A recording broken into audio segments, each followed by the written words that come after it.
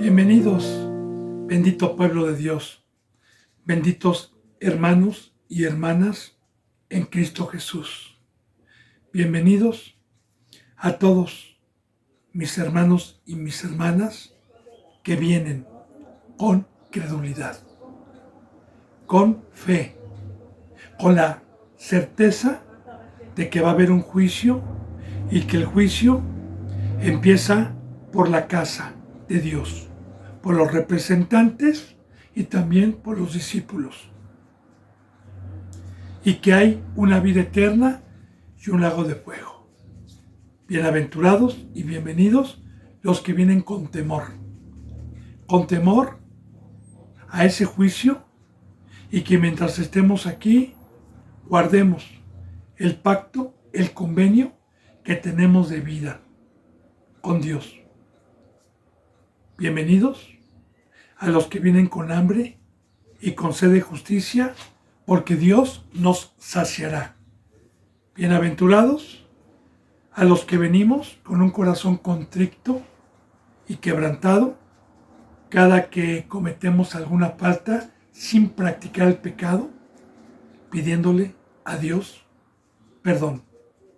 Porque bíblicamente para estos son las riquezas que Dios nos da día con día.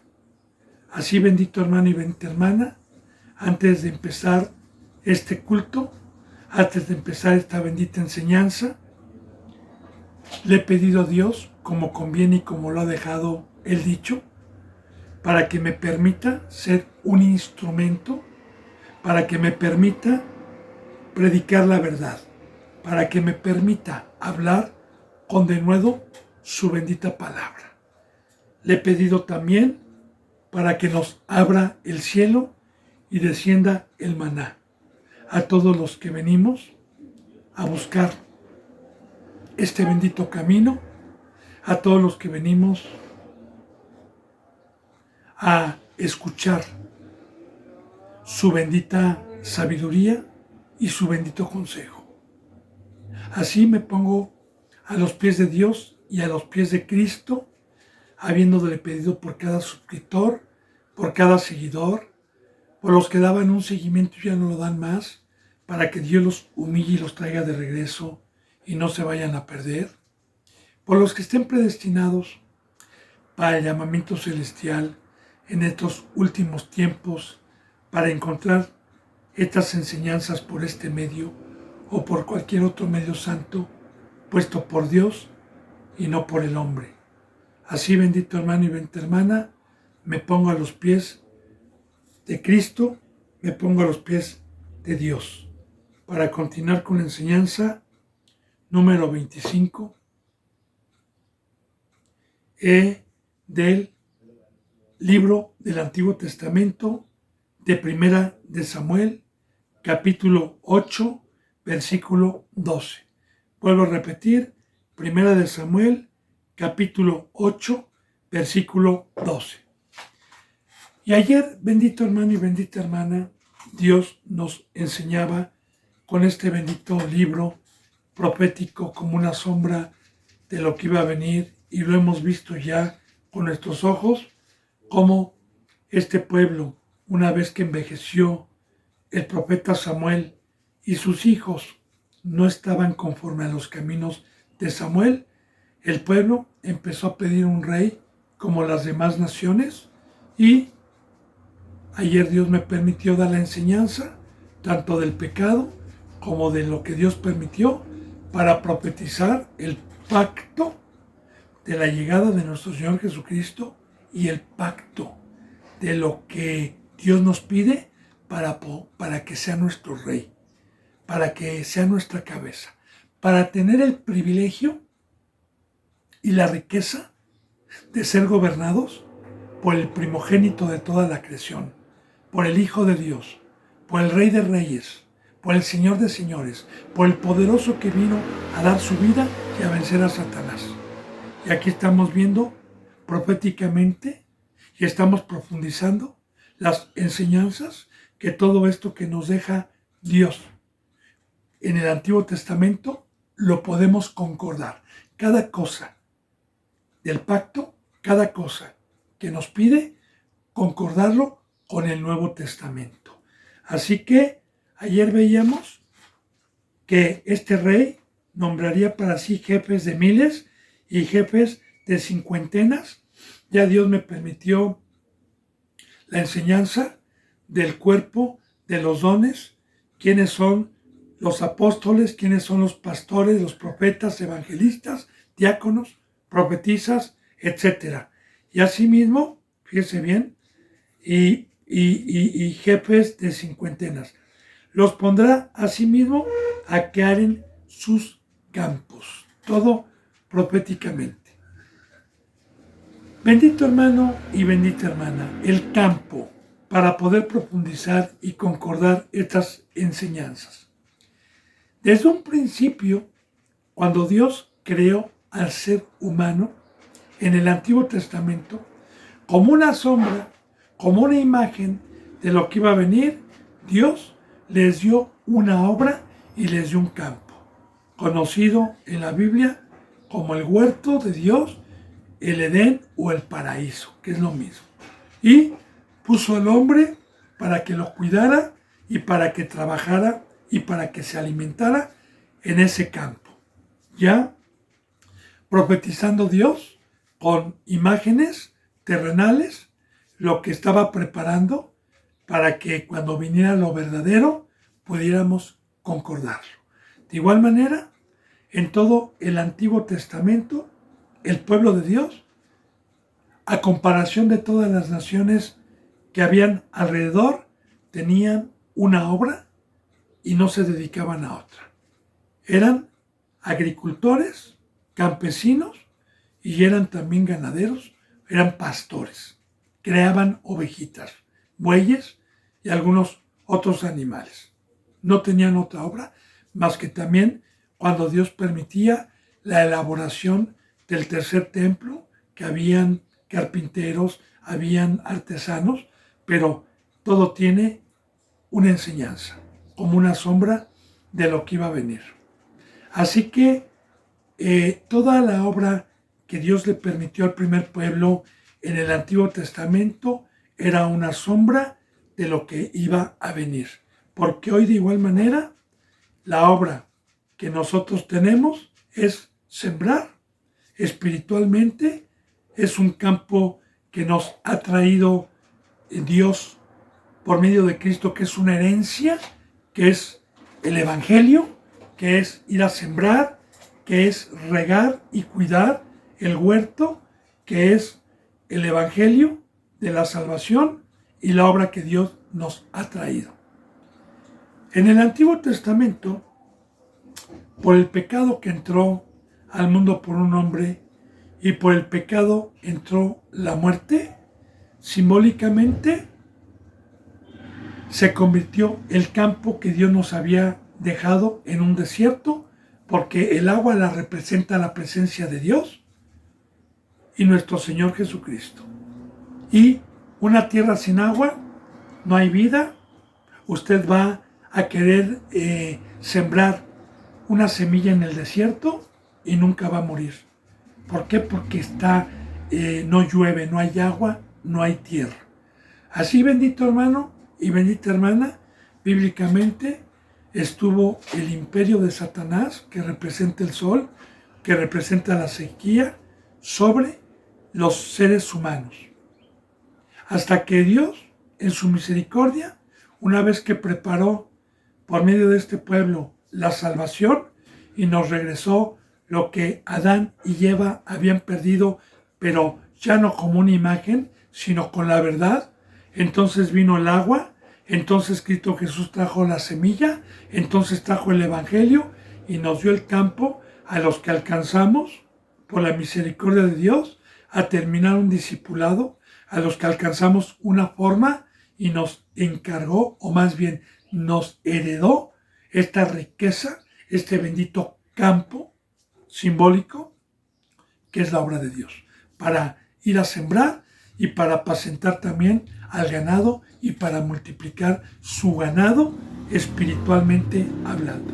Así que aquí estamos viendo el pacto de lo que cuesta tener a este rey, a esta cabeza, el día de hoy, al verdadero pueblo de Dios. Por eso dice, y los pondrá a sí mismo a que aren sus campos, a que aren y cieguen su mies, aren y cieguen. Recordemos, en Corintios, Pablo dijo, ¿quién es Pablo? ¿Quién es Apolos? Nosotros no somos nada. Uno es el que siembra, ahí está el campo. Otro es el que riega, pero el crecimiento lo da Dios. Así, bendito hermano, la palabra arar. Asimismo, a que aren sus campos. Porque todo tiene profundidad, hermano. Hay que meditar, no hay que leer la palabra así no, hay que meditar. Dice la palabra, meditarás de día y de noche en este libro de la ley, y no le hagas caso a la mano del hombre que ha metido mentiras en la misma Biblia, añadiéndole páginas que no fueron escritas por Dios, diciendo que cómo leer la Biblia en un año, con qué empezar. No le haga caso a eso, hermano. Eso es tocado ya por el hombre. Usted tárdese 3 o 4 años, pero con revelación. Y no se jacte de decir, yo ya he leído la Biblia 6 veces, porque yo me he encontrado con falsos que están engañados y no tienen conocimiento de nada. Y han leído la Biblia muchas veces, pero sin conocimiento.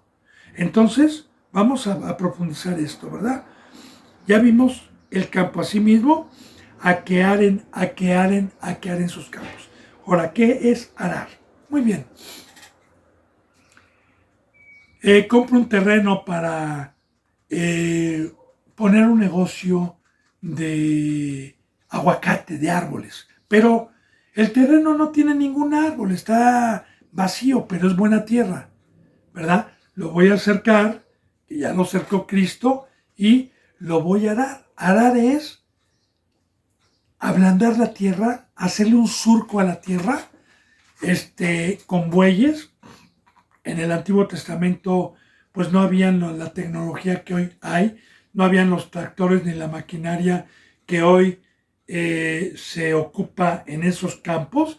Estamos hablando de estos tiempos donde se ponían 2 bueyes con un yugo para que no se fueran ni a la izquierda ni a la derecha y se fueran derechos, y tenían una herramienta, unas como cuchillas que iban arrastrando sobre la tierra para abrir un surco más o menos de esta profundidad, un surco a toda la línea, y entonces el que iba atrás iba echando las semillas a cada distancia, porque tenían la experiencia de sembrar, iban echando las semillas y luego se cerraba ese surco con la misma tierra. ¿Qué representa todo esto? Muy bien. Todo el tiempo que Dios no estuvo en el planeta Tierra y que estuvo Satanás, la tierra espiritualmente, que somos nosotros, sin agua, quedó dura. Quedó como en un lugar donde no llueve, la tierra se hace como pavimento y se desquebranta. Y hay polvo encima. Ahora bien, cuando viene la lluvia, se hace lodo. Entonces, cuando viene Cristo Jesús, cuando viene Dios, que representa el agua, entonces en la tierra, arar la tierra es hoy ir con el Evangelio a los que tienen un corazón endurecido por falta de Dios, por todo el tiempo que estuvieron sin Dios. Y el Evangelio, cuando el Espíritu Santo convence y toca un corazón, ablanda su corazón. Eso es abrir el surco, ¿sí? Ablanda su corazón, y entonces le metemos la semilla, que es cuando hacen la oración, es cuando se arrepienten, es que cuando le piden perdón a Dios y se bautizan.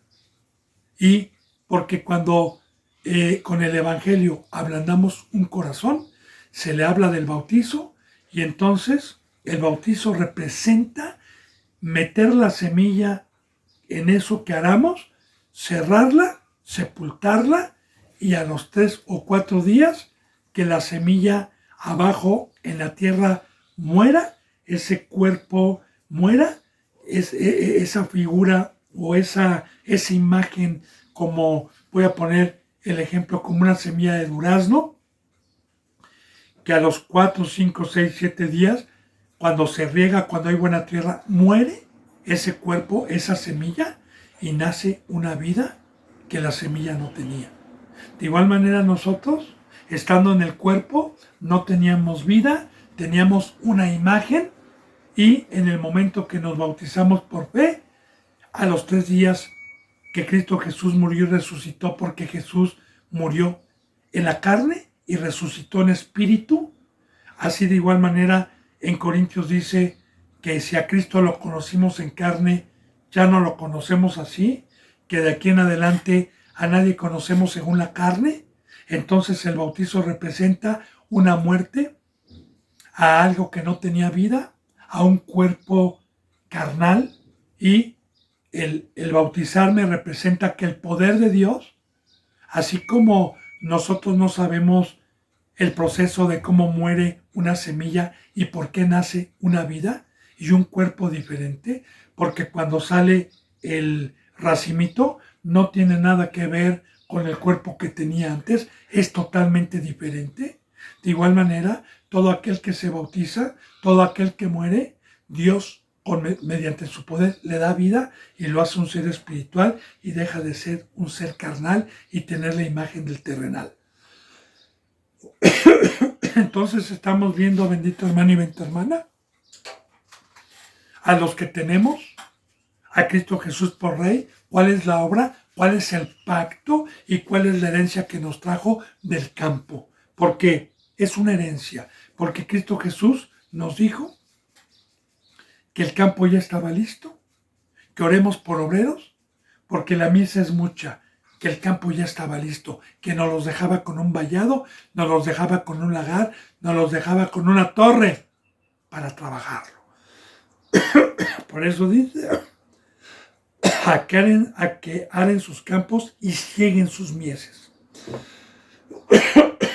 Y cieguen, porque de igual manera, un campesino, alguien que se dedica al campo, siembra, riega, cuida, y una vez que da el fruto, entonces lo arranca para el alimento, para almacenarlo,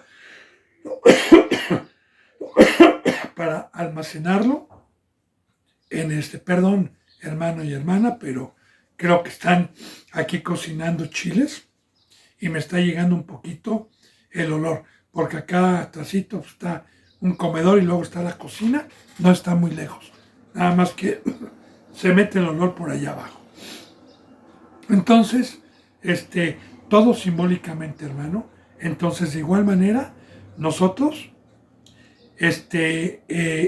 sembramos, ahora primero evangelizamos, sembramos, regamos, cuidamos, y una vez que cuidamos, una vez que llega a ser un árbol en el huerto y da un fruto, porque la palabra dice que nadie va a poder ser salvo si no da un fruto, entonces nosotros, nuestro alimento es ese trabajo, porque el alimento de la obra de Dios nos da, la obra que Dios nos ha dado es un alimento, es el pan, como Cristo Jesús, cuando sus discípulos fueron a conseguir comida porque no habían comido y tenían hambre, Él se quedó con una samaritana precisamente arando, hablándole de la salvación, y cuando vinieron sus discípulos le dijeron, Señor, come, y Él dijo, no, coman ustedes, yo tengo otro alimento que comer, hacer la voluntad de mi Padre.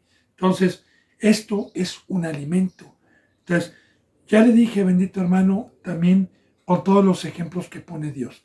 El mismo ejemplo que pone Dios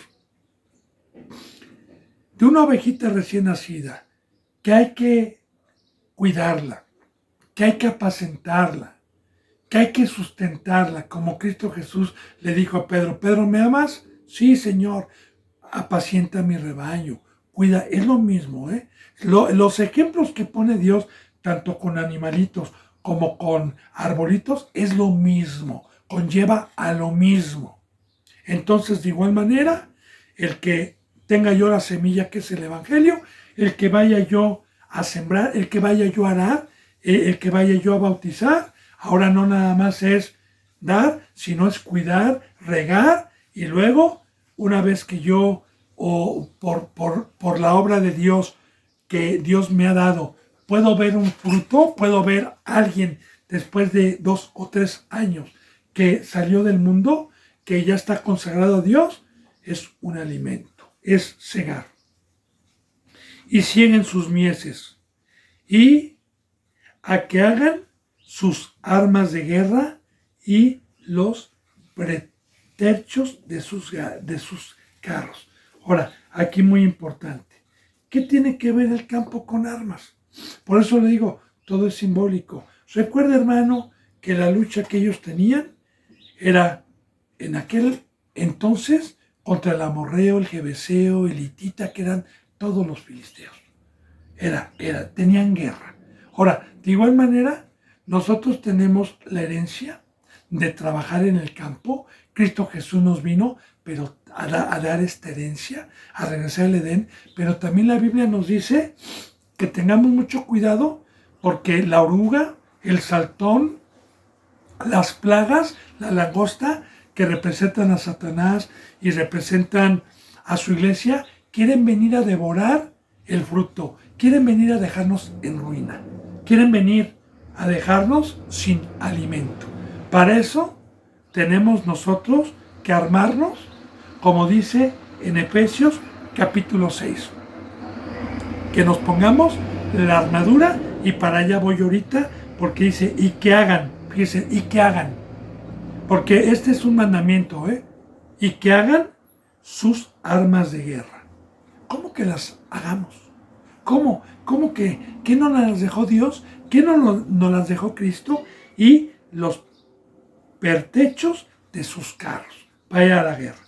Ahora, te digo, bendito hermano y bendita hermana, nosotros, Dios nos ha dejado todo para que nosotros adiestremos a la batalla y enseñemos a manejar la espada, la honda, el arco, a los que vienen, porque Jehová es Jehová de los guerreros y nosotros somos su ejército, porque no tenemos lucha contra sangre y carne. Así que por un lado estamos trabajando y por otro lado estamos en una batalla, cuidando el campo, cuidando la obra y la herencia que Dios nos dejó.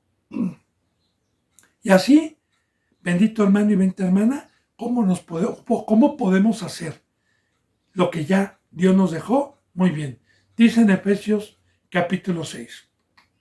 Y en el día malo, vístanse de toda la armadura de Dios. Así empieza.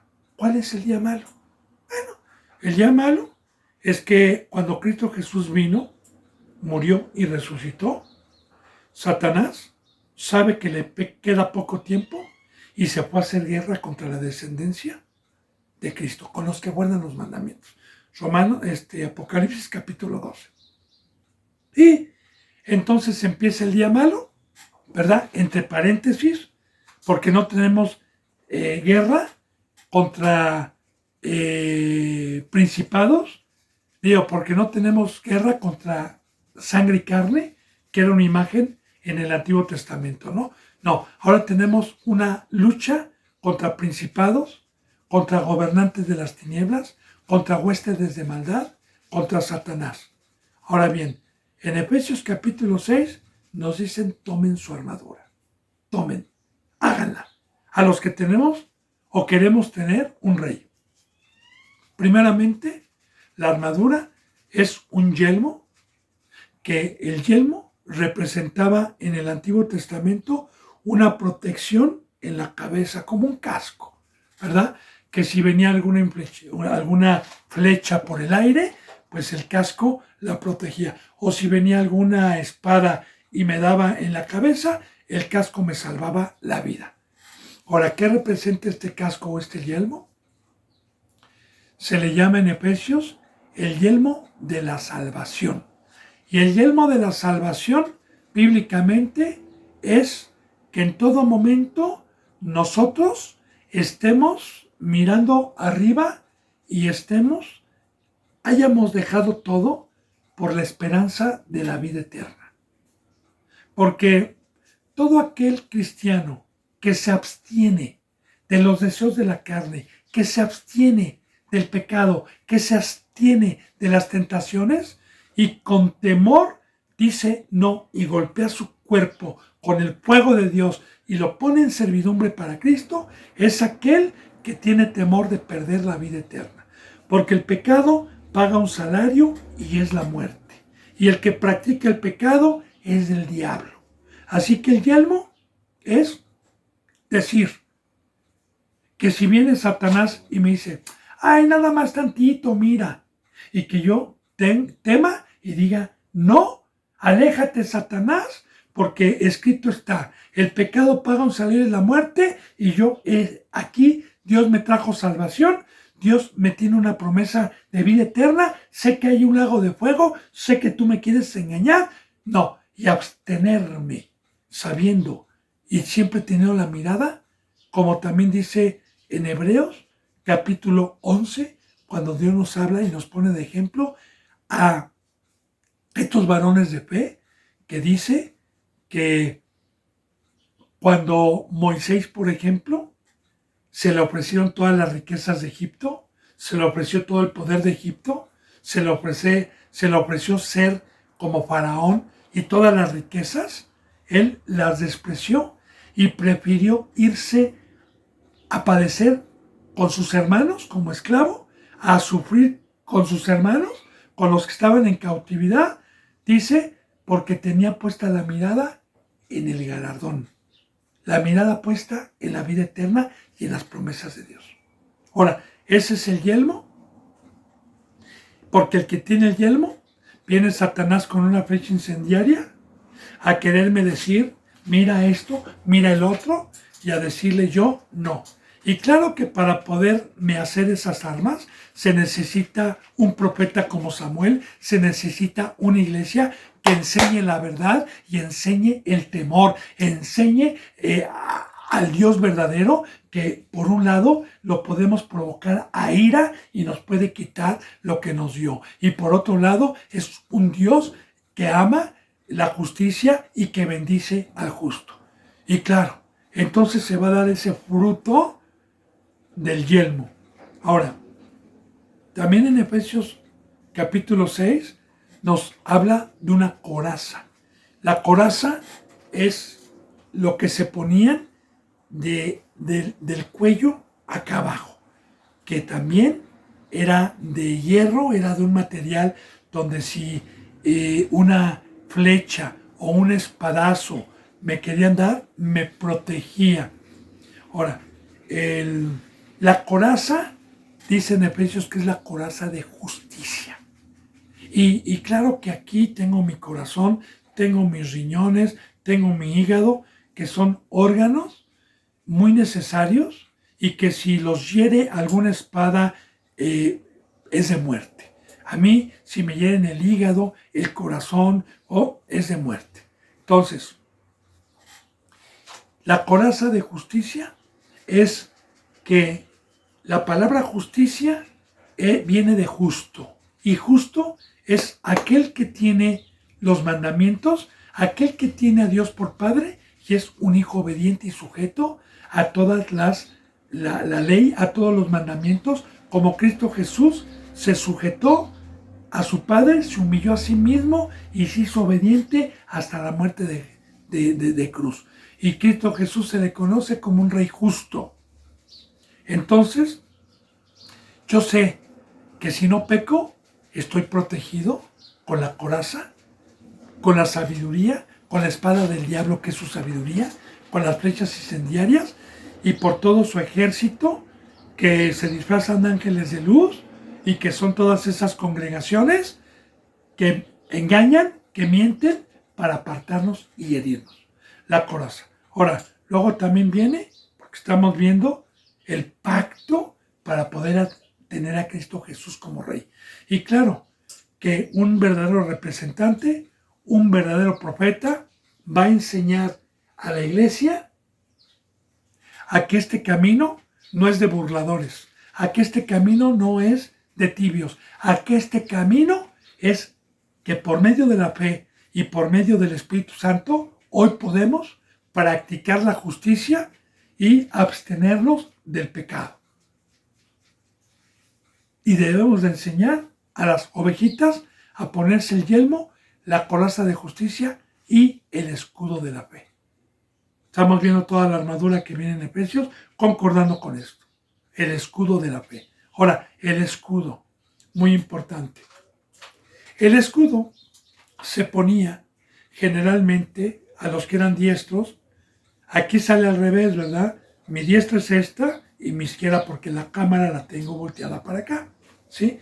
Pero a los que eran diestros tenían la espada de este lado y tenían el escudo, metían la mano, era como un tambor, como un círculo grande, como un círculo grandote, abarcaba todo esto y metían por dentro para que cuando estuvieran en batalla pudieran usar el escudo para parar flechas, para parar espadas y armamento del enemigo.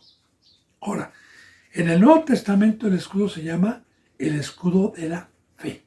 Y la fe es tener la certeza, la convicción de lo que no se ve y se espera. Así que yo le digo, bendito hermano y bendita hermana, yo he creído que va a haber un juicio, que hay un lago de fuego y hay una vida eterna. Y que el juicio empieza por la casa de Dios. Así que el escudo de la fe es que cuando viene Satanás, un ejemplo, porque la fe es un tema muy profundo, pero pongo uno de muchos ejemplos. Cuando Satanás viene a decirme, mira, mi cuerpo tiene alguna concupiscencia, ya sea de dinero, ya sea de alguna pasión, alguna necesidad de la carne, y me diga, mira, nadie te ve, y me ponga la oportunidad, yo crea que voy a perder mi salvación y que las riquezas y las bendiciones de Dios vienen por guardar sus mandamientos y sus maldiciones vienen por no cumplir sus mandamientos. Yo todavía no veo su maldición, yo todavía no veo su bendición, pero lo creo. Y al decirle no, estoy parando su engaño. Y dice también que tomemos la espada, que es la palabra de Dios.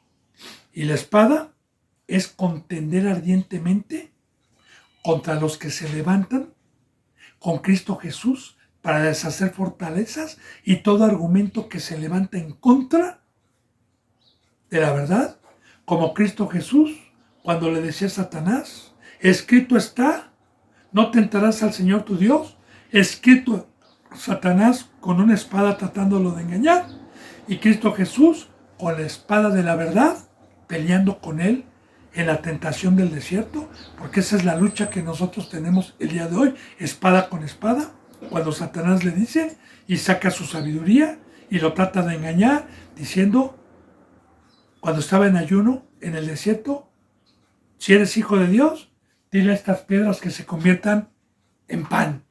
¿Y qué dijo? No solo de pan vivirá el hombre, de tu comida, de tu mesa, sino de toda palabra que sale de la boca de Dios. Luego lo subió al pináculo del templo y le dijo, échate porque escrito está, a sus ángeles mandará y no tropezará pie. Como diciendo, peca y Dios te perdona, aviéntate para abajo y Dios te perdona, hombre, es un Dios de amor. Y dijo, no tentarás al Señor tu Dios. Y claro, no tentemos a Dios como el primer pueblo lo tentó en el desierto y murieron. Y también, cuando lo subió al monte más alto y le dijo, mira, todos estos reinos son míos, si tú me adoras y te postras, yo te los voy a dar. Y le dijo, aléjate, Satanás, porque escrito está, solo adorarás a Dios y a Él únicamente servirás. Y ahí está la espada. Pero claro, bendito hermano y bendita hermana, que para poder yo adiestrar a alguien, para que se haga ese armamento, se necesita una iglesia para enseñarles. Porque la bendita palabra, cuando la tenemos en el corazón, es una espada que nos conserva la vida. Porque cuando Dios nos pone la palabra en el corazón y viene alguien que nos quiere engañar, ya no nos engaña fácilmente. Pero hay un precio para tener esta espada, para tener esta palabra. El yelmo, la coraza, el escudo. Y de igual manera, falta algo en la vestimenta. Pónganse el calzado. El calzado para estar prestos para llevar el evangelio, que es parte de la armadura, ¿sí? Porque el trabajar en la obra de Dios, el tener el calzado de Cristo, a las sandalias, que no era digno yo de traer, pero por su gracia y por su sangre me hizo digno de esta obra, me protege contra Satanás, porque cuando llega Satanás, llega más que nada a engañar a los perezosos, llega a engañar a los que están dormidos, a los que están sin trabajo, a los que no tienen qué hacer. Pero cuando llega Satanás y yo estoy en el campo, estoy llevando el evangelio, estoy llevando las buenas nuevas, estoy enseñando, y llega y le digo, no tengo tiempo, estoy muy ocupado, y me mantiene con mi mente arriba y no tengo tiempo de atenderlo. Ahora, esto es, bendito hermano y bendita hermana, lo que aquí nos está diciendo, que nos hagamos nosotros armas de guerra. Ya le dije, concordando, y a que hagan sus armas de guerra y los pertrechos de sus carros. Yo le hablaba ayer, bendito hermano y bendita hermana, de lo que hoy significa un carro y un caballo, porque ayer lo veíamos, es llegar a tener un ministerio, es llegar a tener un don de Dios. El carro representa diligencia, rapidez, el caballo representa guerra, representa también rapidez y las armas. Y que nos armemos bien con carros, con caballos, con percheros para los carros, protecciones, ¿verdad? Y la armadura que ya vimos para poder tener este rey. Porque recuerde que estábamos viendo ayer que este pueblo quería un rey y quería un rey como las demás naciones y que Dios les dijo, no te preocupes, diles que les voy a dar un rey, pero con esta condición. Y hazles saber cuál es la condición, porque también estamos aprendiendo que Dios no es un Dios de confusión, que es un Dios que trae un pacto claramente, que dice por medio de un profeta claramente las condiciones para poder tener una riqueza, para poder tener un gobernante, para poder tener un rey. Y Dios no es un Dios de confusión, está muy claro. Y dice en el versículo 13, y seguimos viendo cuál es el pacto como una sombra de lo que iba a venir. Y se tomará también a vuestras hijas para que sean perfumadoras, cocineras y amasadoras. Ya vimos de sus hijos, que va a tomar a sus hijos. Ya vimos ayer, bendito hermano y bendita hermana, que nosotros, los cristianos como pueblo de Dios, todos los hijos que nos mandan el matrimonio, tenemos el conocimiento que son prestados, que no son de nosotros, que Dios nos los ha prestado para consagrarlos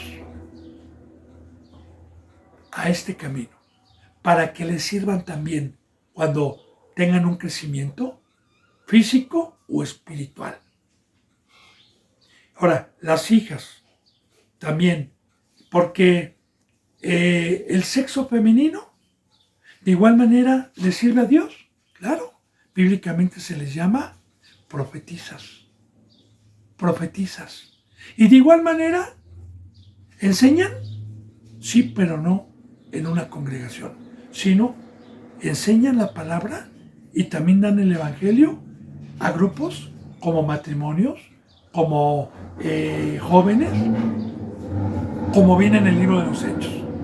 Ahora bien, tomará también a vuestras hijas para que sean perfumadoras. Ahora, y cocineras y amasadoras, perfumadoras. Vamos, porque a mí me gusta escudriñar. Más bien Dios no es un Dios de confusión. Todo lo que nos ha dejado hay que meditarlo. Mira, hermano. Alguien, por ejemplo, que viene de trabajar en la basura, que viene a trabajar o que viene de trabajar en la asquerosidad, pues viene sucio, viene apestoso. Pero alguien que fue limpio con la sangre de Cristo Jesús y lo sacó de la inmundicia, del basurero, para una obra, entonces las mujeres, cuando son perfumadoras, se dedican a enseñar para que no regresen al basurero y para que tengan una aroma grata, porque la aroma grata que sube como olor fragante a Dios son las buenas obras de los santos. Así que las mujeres también están para enseñar la palabra a jóvenes, a matrimonios, para que lleven una vida íntegra, sin pecado. Perfumadoras, cocineras y amasadoras. Ahora, amasar, cocinar, como dice en San Mateo. Y dos mujeres estarán amasando en aquel día, la una será tomada y la otra será dejada. ¿Qué es amasar y cocinar? Que también nosotros, los representantes, amasamos y cocinamos. Mira, hermano, una cosa es que Dios nos deja la Biblia y otra cosa es explicarla. Otra cosa es concordar con versículos bíblicos, porque nosotros este bendito maná, este bendito pan, lo amasamos preparando temas, explicando temas, lo cocinamos para que el que viene con hambre sea apacentado y se vaya satisfecho. Y es poder explicar, poder deshebrar, poder concordar. Eso es amasar y cocinar y perfumar. Así que las profetisas puestas por Dios, que han salido de padres que han cumplido con el mandamiento y han consagrado o las han consagrado para servir al Rey de Reyes y Señor de Señores, ya le dije simbólicamente lo que es ser perfumadora, lo que es amasar y lo que es ser cocinera el día de hoy. Y recuerde, si usted quiere y tiene dudas que estas enseñanzas que Dios me está permitiendo quiere que las concordemos con otras citas más en el Nuevo Testamento para que veamos que esto era una sombra y hoy está lo verdadero, que esto era una imagen, pero que hoy es lo verdadero, con mucho gusto se lo enseño en el libro de los Hechos, a lo que se dedicaban las profetisas. Y de igual manera, en Efesios capítulo 6 nos dice el mandamiento que tenemos los padres sobre nuestros hijos. Y también viene el mandamiento de los hijos sobre los padres. Bien, entonces, asimismo tomará lo mejor de tomará también a vuestras hijas para que sean, o la dice en el 14. Asimismo, este rey, si quieren este rey, tomará lo mejor de vuestras tierras, de vuestras viñas, de vuestros olivares, y los dará a sus siervos. Fíjense bien, asimismo, todo lo que tú tienes, todo lo que tú hayas hecho, ya no va a ser tuyo. Y lo tomará el rey, todo lo que tú dices que es de tu propiedad, lo tomará el rey y lo dará y lo repartirá a sus siervos. Concordamos. ¿Y sabe qué? Esto que estamos viendo, este pacto, hermano, hoy no lo llevan, ¿eh? Usted dígame qué iglesia conoce o qué discípulo conoce que está haciendo esto que estamos viendo, ¿eh? Por eso no tienen a Cristo. Porque para tener a Cristo estamos viendo proféticamente las condiciones de Dios. Ahora, bien, le explico. Primeramente, con la Biblia en el libro de los Hechos. Cuando Pablo y Pedro y todos estaban predicando a los gentiles y también a los judíos, a los de la circuncisión, el verdadero evangelio de Dios, Y cuando se les presentaba al Salvador, a que se arrepintieran para poder tener como rey a Cristo Jesús. Entonces, una verdadera iglesia, un verdadero profeta que no miente y que les abre la Biblia para enseñar el pacto y las condiciones para que voluntariamente acepte, se le da el conocimiento que todo lo que tiene en el momento en que entra aquí ya no es suyo y que Cristo Jesús es el dueño de todo y puede hacer uso de todo lo que yo traje del mundo para repartirlo a los pobres. El libro de los Hechos, todos los que iban creyendo, todos los que se convertían, venían con propiedades, venían con dinero y al tener conocimiento, nadie decía ser suyo nada, así lo dice en el libro de los Hechos, nadie decía ser suyo nada, sino que lo vendían, lo ponían a los pies de los apóstoles, fueran casas, fuera lo que sea, y los apóstoles repartían a los que tenían necesidad, y dice la palabra que había una igualdad económica y que no había necesidad. Recuerde también cuando Cristo Jesús le estaban derramando un alabastro a sus pies, María, y lloraba y enjugaba, un pecador dijo: ¿por qué permite, Señor, que esta mujer te derrame algo tan costoso? Bien se puede vender a los pobres, hay muchos pobres. ¿Y qué dijo Jesús? Déjala. Y que eso sirva como testimonio, porque ustedes siempre van a tener a los pobres. Gloria a Dios. Ustedes siempre van a tener a los pobres. Y de igual manera quitamos el fundamento de Satanás, de que en esta iglesia tú eres hijo de Dios, aquí vas a tener dinero, vas a tener carro, aquí no vas a pasar necesidad. Falso, mentira. En una iglesia verdadera siempre va a haber pobres para que Dios nos permita el privilegio de probar para los que tenemos, a ver si ponemos nuestros bienes en provecho común y que haya una igualdad. Le explico para poder profundizar. Bendito hermano y bendita hermana. Aquí, en el tiempo que Dios me ha permitido, Dios me ha proveído a mí más de lo que yo necesito para mi esposa, para mi hija, para mi hijo, y me ha mandado siempre en todo este camino. He tenido el privilegio de que Dios me ha mandado gente pobre, gente que necesita, gente que se entrega, gente que toma su cruz, y he tenido el privilegio, como Pablo lo tuvo, no tanto, pero también, de poder dar y poder repartir. Y en esta congregación donde estamos hay una igualdad. Porque si yo como huevo en la mañana, todas las hermanas comen huevito. Si tenemos para comprar carnitas, todos comemos carnitas. Si tenemos para comprar tamalitos, todos comemos y hay una igualdad. Si yo duermo y tengo un colchoncito y tengo un techito, de igual manera hay igualdad. Alabado sea Dios.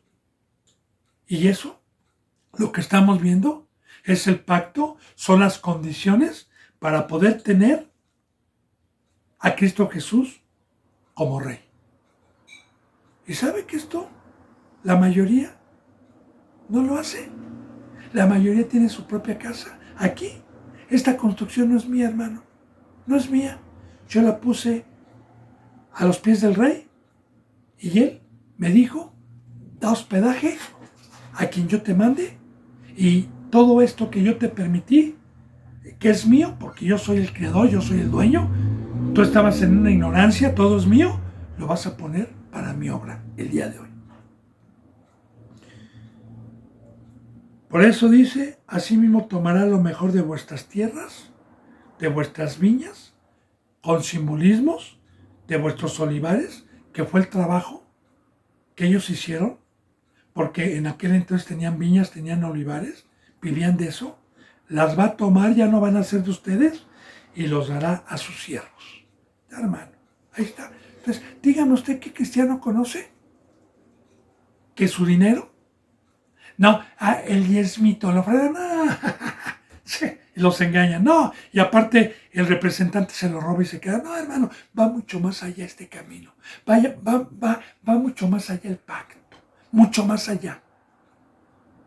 Dígame usted si conoce un representante o un hermano o una hermana en Cristo Jesús que su carro, que su casa, que su dinero y todo lo que tiene lo ponga y diga no es mío y lo ponga para que haya una igualdad. Yo le digo para la gloria de Dios, para dar testimonio, para quitar fundamento a Satanás. Yo le había dicho que Dios a mí me permitió, por añadidura, buscando primeramente el reino de Dios, su justicia, que primeramente más de 6, 7, 8, 9 años me probó teniendo lo necesario y añadiéndome por personas lo que yo necesitaba para mi cuerpo. Y me probó. Una vez que me probó, y entonces me añadió unos cuartos por medio de cuando mi papá durmió, aparte de que me dejó unas propiedades mi padre, me dejó una cantidad de dinero fuertecita, y esa cantidad la utilicé para que en esta construcción donde había un salón de fiestas infantiles antes, cuando yo era católico, antes que no fuera cristiano, bueno, se quitó y se hicieron cuartos, porque aquí tengo una universidad que es el Instituto Politécnico Nacional y lo tengo en una calle, y aquí hay mucha demanda de estudiantes que vienen de provincias a buscar un alojamiento mientras terminan su carrera. Entonces, Dios me permitió hacer unos cuartos sin buscar, sin distraerme, sin dejar la obra, ¿verdad? Y Dios los añadió y todo lo que sale de aquí y todo lo que Dios me permite se reparte de igual manera a la congregación, en los alimentos, en el gas, en la luz, en el agua, en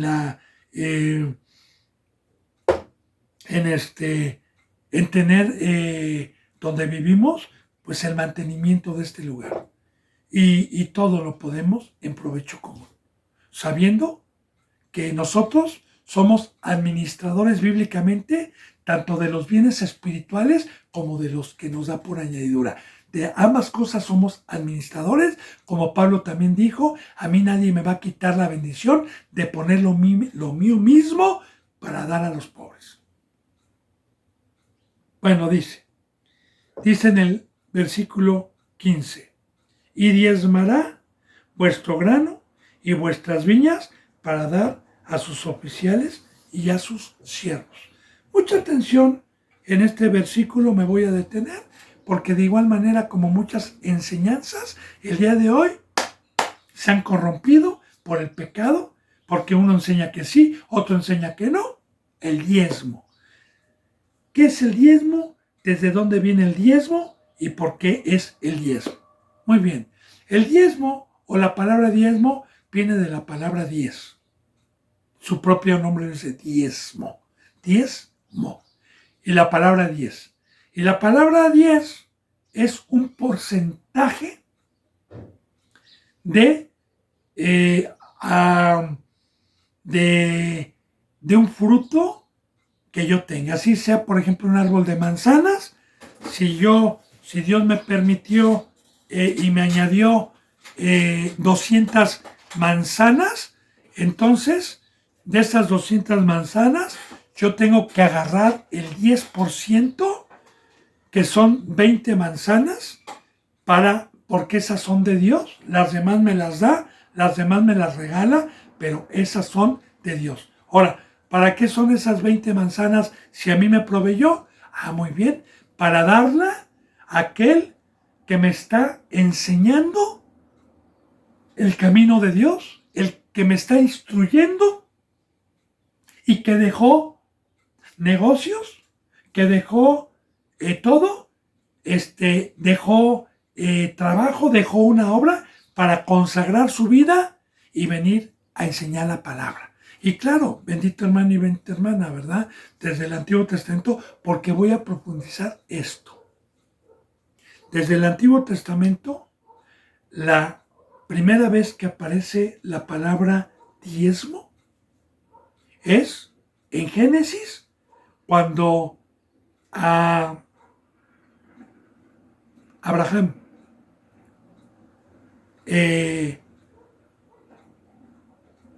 fue a librar a su sobrino Lot de los reyes que se llevaron en cautividad a los reyes de Sodoma y Gomorra y otros 3 reyes, y lleva Lot también, y que Abraham fue a rescatarlos y a pelear con ellos. Dice que cuando venció Abraham a los reyes de noche, rescató todo el botín, rescató toda la riqueza, todo el oro, toda la plata, todo lo que se habían robado estos reyes, con su sobrino Lot. Y dice que de regreso se encontró a un sacerdote llamado Melquisedec. Y Abraham diezmó todo lo que traía, todo lo que rescató, el 10% de todo lo que traía, se lo entregó a Melquisedec. Que Melquisedec es una sombra profética de nuestro Señor Jesucristo, porque Melquisedec no tiene genealogía en la Biblia, no tiene principios, no era un ser de carne, era un ser celestial, sin genealogía, y era rey de la tierra de Shalem, que significa paz. Shalem significa paz, era rey, así como Cristo Jesús hoy es el rey de paz, el rey de Jerusalén, que Jerusalén también significa tierra de paz. Y que Cristo Jesús dijo, yo soy la paz que ha descendido. Entonces, Abraham, siendo un siervo de Dios, y no habiendo en aquel entonces nadie mayor que Abraham, porque no había nadie mayor que Abraham, como profeta, como representante de las cosas de Dios, no había nadie mayor. Dice la palabra que Melquisedec era mayor y que siempre el menor le diezma al mayor. Siempre. Y Abraham, es la primera vez que aparece la palabra diezmo. Antes, fíjese bien lo que le voy a decir, antes de la ley mosaica. Todavía no existía la ley mosaica. Ahora, después, bendito hermano, cuando el pueblo que estuvo cautivo durante 430 años y fue libertado, y Dios los libertó y los pasó al desierto y se les dio una ley y Dios los tomó como pueblo, en esa ley, en muchos de los mandamientos que habían, venía la ley del diezmo y da la explicación del por qué el diezmo. Y el pueblo tenía el mandamiento de Dios de diezmar a quienes, a los sumos sacerdotes y a los sacerdotes que eran la tribu de Leví. ¿Por qué? Porque yo voy a enseñar bien para ver si el diezmo también está en el Nuevo Testamento o no está en el Nuevo Testamento. Yo lo voy a profundizar bien con estas enseñanzas. Cuando Dios les hizo una promesa de que les iba a dar una herencia, la tierra de Canaán, que hoy es Israel, donde emana leche y miel, este pueblo fue probado 40 años en el desierto y pasó a la tierra de Canaán, a la tierra donde emana leche y miel. Y Dios le prometió a cada tribu, porque eran 12 tribus, a cada tribu le prometió un pedazo de tierra, que todo tiene simbolismo. Ahorita no voy a profundizar porque estoy hablando del diezmo, ¿verdad? Pero a la única repartió a todas las tribus menos a una. A una no le dio herencia ni le dio tierra. Esa fue a la tribu de Leví. A la tribu de Leví no le dio herencia, no le dio tierra, no le dio un pedazo.